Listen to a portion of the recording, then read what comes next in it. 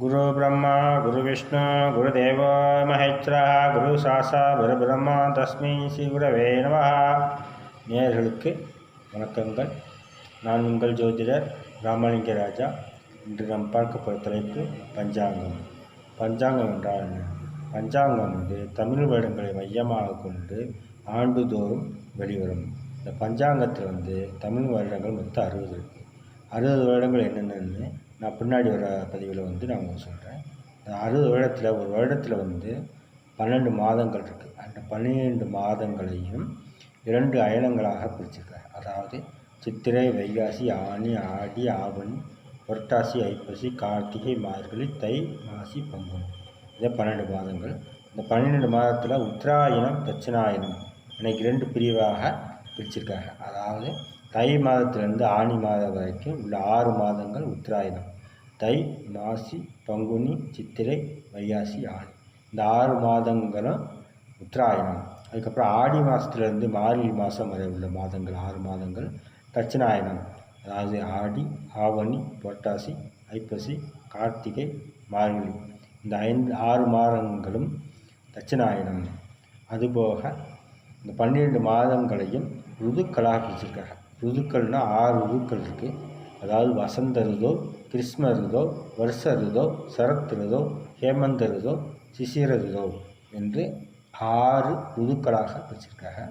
சித்திரை, வைகாசியும் வசந்த ருதுவாகவும், ஆனி, ஆடி மாதத்தை கிருஷ்ண ருது என்றும், ஆவணி, புரட்டாசி மாதத்தை வருஷ ருதோ என்றும், ஐப்பசி, கார்த்திகை மாதத்தை சரத் ருதோ என்றும், மார்கழி, தை மாதத்தை ஹேமந்த ருது என்றும், மாசி, பங்குனியை சிசிர ருது என்றும் 6 ருதுக்களாக பிரிச்சிருக்கிறார்கள்.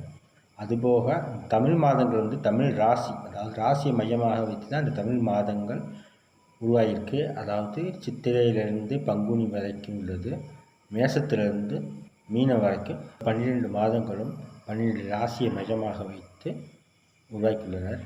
இது எதுக்கு மெயினாக யூஸ் ஆகும்னா, அதாவது பிறந்த ஜாதகத்தில் லக்னம் கண்டுபிடிக்கிறதுக்கு இது பண்ணும். இப்போ திதி, அதாவது திதி மொத்தம் 15. இது சுக்லபட்சம், கிருஷ்ணபட்சம் என 2 இருக்குது. அதாவது சுக்லபட்சம்னா அமாவாசையிலிருந்து பௌர்ணமி வரைக்கும் உள்ளது சுக்லபட்சம், இது வளர்பிறை என்று சொல்லப்படும். இதே இது பௌர்ணமியிலிருந்து அமாவாசைக்கு வரைக்கும் உள்ளது தேய்பிறை, இது கிருஷ்ணபட்சம் என்றும் அழைக்கிறார்கள். 15 திதி என்னென்னா பிரதமை, திவிதியை, திருதியை, சதுர்த்தி, பஞ்சமி, சஷ்டி, சப்தமி, அஷ்டமி, நவமி, தசமி, ஏகாதசி, துவாதசி, திரியோதசி, சதுர்த்தசி, அமாவாசை அல்லது பௌர்ணமி. இந்த 15 திதி தான். இது அமாவாசைக்கு அடுத்த நாள் பிரதமையிலிருந்து பௌர்ணமி வரைக்கும் வளர்பிறை, இதை சுக்லபட்சம்னு சொல்லுவாங்க. பௌர்ணமிக்கு அடுத்து வர பிரதமையிலிருந்து அமாவாசை வரை உள்ளது தேய்பிறை, இது கிருஷ்ணபட்சம் என்று சொல்வார்கள்.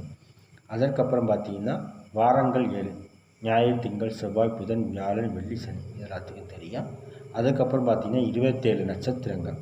27 நட்சத்திரங்கள் என்னென்ன விழாவை சொல்கிறேன்.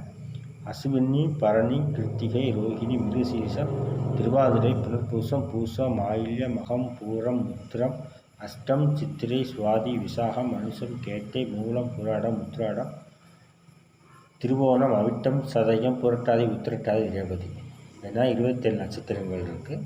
அதற்கடுத்தாற்போல் 27 யோகங்கள் இருக்குது. அதுக்கப்புறம் கரணங்கள் இருக்குது. இது நம்மளுக்கு ரொம்ப தேவைப்படாது. இதில் முக்கியமானது என்னென்னு தெரிஞ்சுக்கலாம். இனி வர பதிவுகளில் அடுத்தடுத்து நான் என்ன விளக்கமாக சொல்கிறேன். நன்றி, வணக்கம்.